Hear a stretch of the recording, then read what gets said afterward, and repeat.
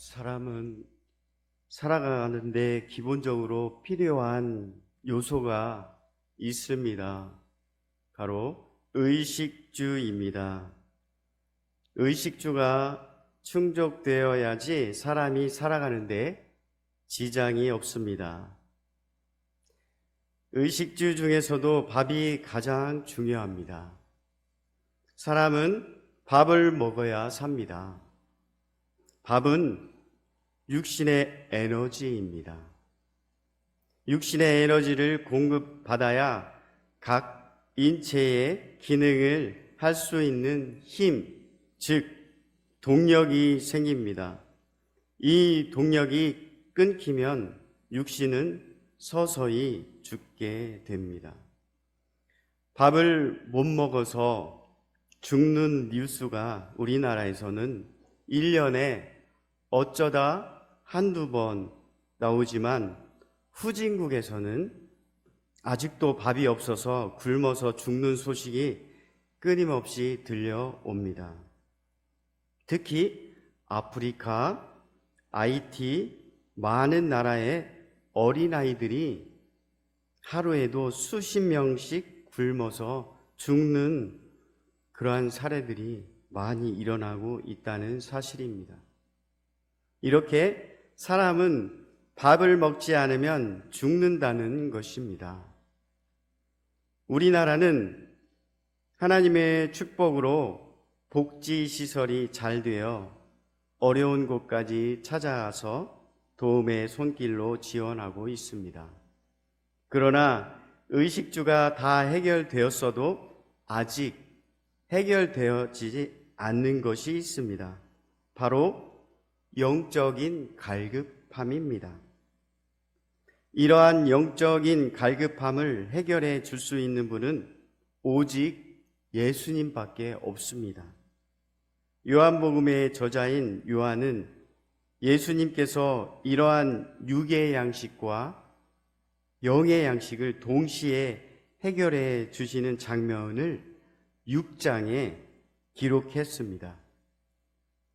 요한은 요한복음 6장 1절에서 15절은 예수님께서 보리떡 5개와 고기 2마리로 5,000명의 육신을 해결해 주셨습니다. 우리 사람들은 열심히 공부해서 좋은 대학 가는 이유가 결국은 좋은 직장에 다니기 위함입니다. 자기의 적성에 맞는 직장을 다니기 위해 어릴 때부터 열심히 노력합니다. 그 이유는 죽는 그날까지 노후가 보장된 의식주의 복을 누리기 위함입니다. 즉 육신의 것을 말합니다. 그런데 세상 사람들이 간과하고 있는 것 한 가지가 바로 영생을 위한 삶, 즉 천국은 없다라는 것입니다. 천국이 없으면 결국 지옥이라는 사실도 말입니다. 하나님이 세상을 이처럼 사랑하사 독생자를 주셨으니 예수님을 믿는 사람은 멸망하지 않고 영생을 얻으리로다. 아멘. 예수님만이 하나님께로 가는 길이요, 진리요, 영원한 생명임을 세상 사람들은 믿으려 하지 않고 있습니다. 그저 보이는 게 다라고 합니다. 그래서 요한은 예수님의 복음서를 기록할 때 영생에 대하여 집중적으로 기록했습니다. 요한복음 1장부터 21장까지 있는데 21장은 베드로와 예수님 그리고 제자에게 대한 에필로그가 담겨 있고 1장부터 20장까지 온전히 한 장 한 장 넘겨가며 보시면 마지막 부분, 한 장의 마지막 부분, 다음 장의 또 마지막 부분에 이렇게 보면 자세히 보면 꼭 요한은 영생에 대해, 예수님께서 말씀하시는 영생에 대해서 집중적으로 기록하고 있다라는 사실입니다. 요한복음 20장 31절에도 요한복음 1장에서 20장까지 영생에 대해 자세히 기록했다면, 또 마지막 장인 20장 31절에도 이렇게 기록해 있습니다. 오직 이것을 기록함은 너희로 예수께서 하나님의 아들 그리스도이심을 믿게 하려 하며, 또 너희도 믿고 그 이름을 힘입어 생명을 얻게 하려 함이라. 바로 생명이 영원한 생명을 말합니다. 즉 영생을 말하고 있다라는 것입니다. 요한복음 6장 1절에서 15절까지 육의 양식을 오병이어로 해결했다면, 6장 22절에서 71절까지가 영의 양식에 대하여 영의 갈급함을 해결해 할 수 있는 진리의 말씀을 오늘 말씀하고 있다라는 것입니다. 그 중에 오늘 본문이 그 속에 속해 있습니다. 다시 한번 제가 본문을 읽어 드리겠습니다. 제가 읽을 때 똑같은 단어가 5개가 나옵니다. 가정에서도 성경책 보시고 체크해 보시면서 그 5개가 무엇인지 한번 찾아보도록 하시겠습니다. 제가 48절부터 51절 다시 읽어 드리겠습니다. 내가 곧 생명의 떡이니라. 너희 조상들은 광야에서 만나를 먹었어도 죽었거니와 이는 하늘에서 내려오는 떡이니 사람으로 하여금 먹고 죽지 아니하게 하는 것이니라. 이는 하늘에서 내려온 떡이니 나는 하늘에서 내려온 살아있는 떡이니 사람이 이 떡을 먹으면 영생하리라. 내가 줄 떡은 곧 세상의 생명을 위한 내 살이니라 하시니라. 찾으셨습니까? 예, 바로 떡이 5번 나옵니다. 떡이라는 이 단어가 요한복음 6장에 총 몇 개가 나오는지 아십니까? 떡이라는 단어가 요한복음 6장에 25번이나 나옵니다. 그런데 이 떡이 조선시대 때 한글 번역으로 잘못 번역한 것 같습니다. 선교사님이 이스라엘의 주식인 빵을 설명하는데 조선에서는 보리를 빻아서 물을 넣고 반죽을 해서 구워 먹는 음식이 떡이었으므로 떡으로 번역한 것입니다. 그러나 성경에서 계속 떡을 언급한 내용은 주식을 이야기하고 있습니다. 떡은 주식이 아니고 명절이나 제사 때나 먹는 귀한 행사 음식이므로 번역이 오역이라고 할 수 있습니다. 성경에 맞추어 정확히 하려면 밥 또는 양식이라고 해야 맞다고 볼 수 있습니다. 그리고 예수님께서 내가 떡이다, 나를 먹어야 영생할 수 있다라는 이 떡이 의미하고 있는 것이 양식이라는 게 6장 27절과 55절에 있습니다. 27절, 썩을 양식을 위하여 일하지 말고 영생하도록 있는 양식을 위하여 하라. 이 양식은 인자가 너희에게 주리니 인자는 아버지 하나님께 인치신 자니라. 55절, 내 살은 참된 양식이요 내 피는 참된 음료로다. 그러므로 요한복음 6장에 말하는 떡은 양식을 말합니다. 또 줄여서 밥이라고 할 수 있습니다. 그래서 6장에 나오는 떡을 밥으로 바꿔서 한번 읽어 보도록 하겠습니다. 요한복음 6장 33절. 하나님의 밥은 하늘에서 내려 세상에 생명을 주는 것이니라. 그들이 이르되 주여 이 밥을 항상 우리에게 주소서.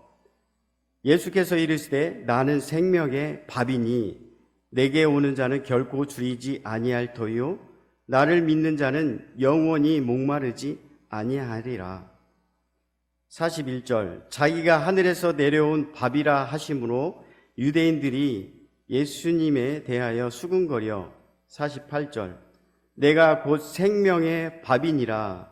이는 하늘에서 내려온 밥이니 사람으로 하여금 먹고 죽지 아니하게 하는 것이니라.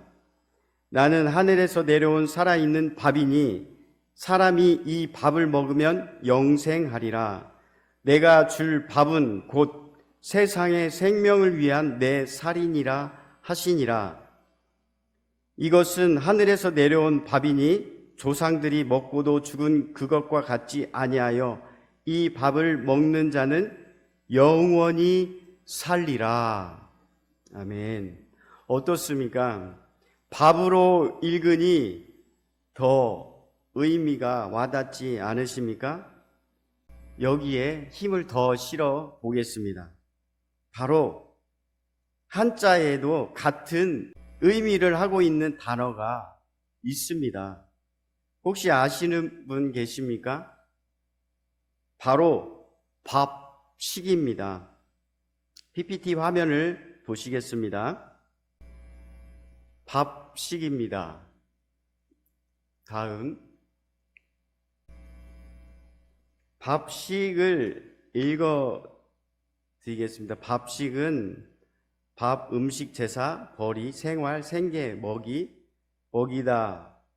두 번째는 먹이, 밥식과 글자는 같은데 뜻이 다른 먹이사입니다. 먹이사의 뜻에는 먹이, 밥, 기르다, 먹이다, 양육하다 라는 뜻이 또 밥식에 있습니다. 다음 화면입니다.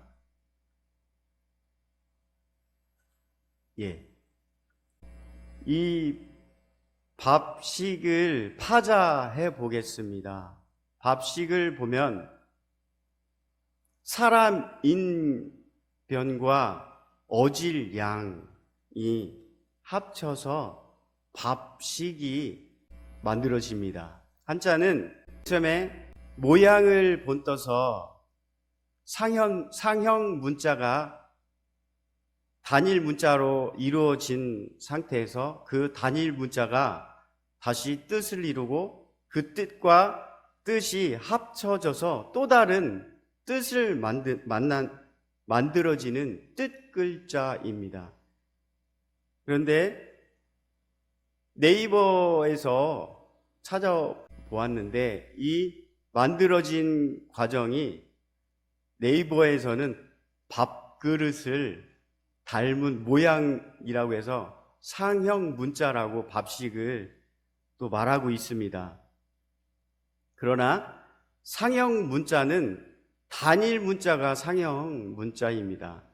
이미 만들어진 글자가 다시 합쳐지면은 그게 상형 문자가 아니라 뜻 글자가 됩니다. 다음, 이렇게 네이버에서는 밥그릇을 모양을 만들어서 밥식이 되었다고 합니다. 그러나 다음, 사람 인변과 어질 양, 오늘 계속 예수님께서 말씀하시는 내가 하늘에서 내려온 밥이다. 나를 먹어라. 나는 글자와 계속 요한복음 6장에서 예수님이 나를 먹어라. 나는 하늘에서 내려온 양식이다라는 그 내용과 이 한자를 잘 보시면 사람 인변이 내려와서 어질 양자와 합쳐집니다. 어진 사람이 누굴 뜻할까요? 저는 예수님으로 봅니다. 예수님이야말로 진정한 어진 사람. 그래서 하늘에서 내려온 사람, 하늘에서 내려온 사람, 하늘에서 그 내려온 어진 사람이야말로 그게 바로 만나서 밥식이 되었습니다. 아니, 한자를 만든 사람은 분명히 그 뜻과 의미가 있을 텐데 밥이라는 글자를 만들기 위해서 왜 사람 인변과 어질 양자가 만나서 밥식이 되었을까요? 도저히 해석할 수 없습니다. 그러나 성경 오늘 요한복음 6장에서 말씀하시는 예수님께서 나는 하늘에서 내려온 밥이다. 나를 먹어야 영생할 수 있다. 라고 계속해서 요한복음 6장에서는 이야기하고 있는 그 내용과 오늘의 한자를 보니 거의 내용이 비슷하다라는 것입니다. 예수님은 계속해서 내가 하늘에서 내려온 밥이다. 내가 생명의 밥이다라고 거듭 강조하고 계십니다. 예수님을 먹어야 우리가 영원한 생명을 얻을 수 있습니다. 육신의 밥은 먹어도 계속해서 고프나 예수님의 밥은 결코 줄이지 아니하고 영원히 목마르지 않습니다. 예수님을 먹어야 영원히 삽니다. 그러면 어떻게 예수님을 먹어야 할까요? 그 말의 의미는 예수님을 인격적으로 만나야 한다는 말입니다.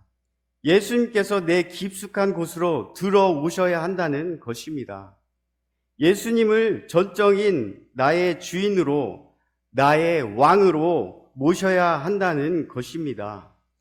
그런데 내 안에 더러운 탐욕이 들어있거나 시기, 질투, 미움, 분노가 차지하고 있다면 예수님이 자리가 없어서 들어오지 못하실 것입니다.